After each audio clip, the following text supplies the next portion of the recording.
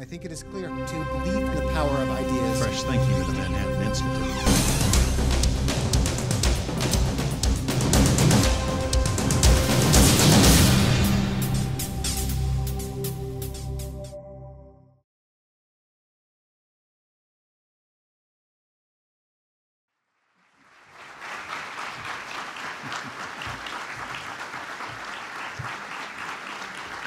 Thank you. Thank you very much.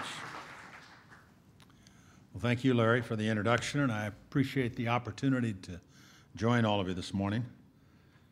Larry, you mentioned some of my career highlights, but left out the fact that one of your New York senators has recently taken to calling me Darth Vader.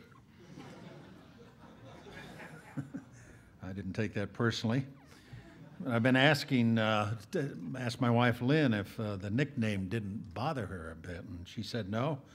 She said it humanizes you. So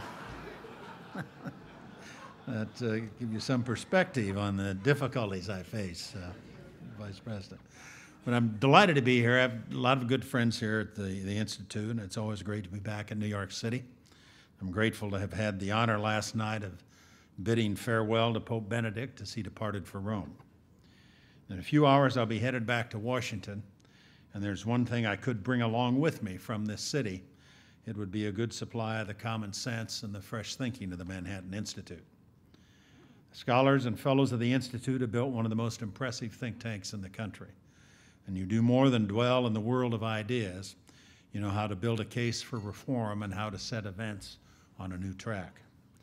Your influence has made the difference in fields from welfare reform and crime reduction to education policy and the fight against terrorism. You're able to persuade policymakers because you state clear principles, gather solid evidence, and bring to the dialogue a spirit of goodwill and unyielding standard of intellectual honesty. We could use that spirit and that fresh thinking in the nation's capital, because Congress does have a way at times of missing big opportunities and losing sight of big responsibilities. In the field of international security at present, the House leadership has allowed a critical statute to expire, the FISA, or Foreign Intelligence Surveillance Act, the law that gives intelligence professionals the tools they need to monitor terrorist-related communications. This is not an old law we're talking about. It was enacted just last summer by the House and by the Senate, but they passed it for a period of only 6 months. Then they passed it again, but this time for only 15 days. And while the Senate has acted, the House has not.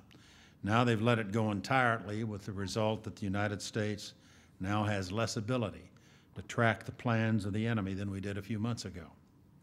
In the field of international relations, the House Democratic leadership is trying to derail the free trade agreement with Colombia that's been in the work for many years. There's a good base of support for the agreement in both houses of Congress. The problem is the House leadership is refusing to bring it to a vote and has even changed the rules to keep it off the floor.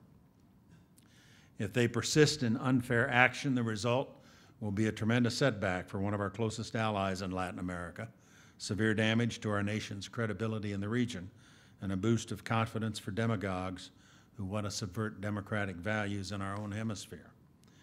In both of these cases, both with respect to surveillance of the enemy and the Colombian Free Trade Agreement, Congress has resorted to gimmicks, from meaningless expiration dates to last-minute switches in the rules. With these tactics, they only undermine the American people's confidence in the legislative branch of government. But I didn't come here today to dwell on the current shortcomings of Congress. After all, you haven't got all day. But I do intend to talk about the ongoing mission in Iraq and where matters stand at present. Iraq is another area where we've seen plenty of efforts in Congress to cause trouble and to force the mission into failure. Fortunately, those efforts have come up short.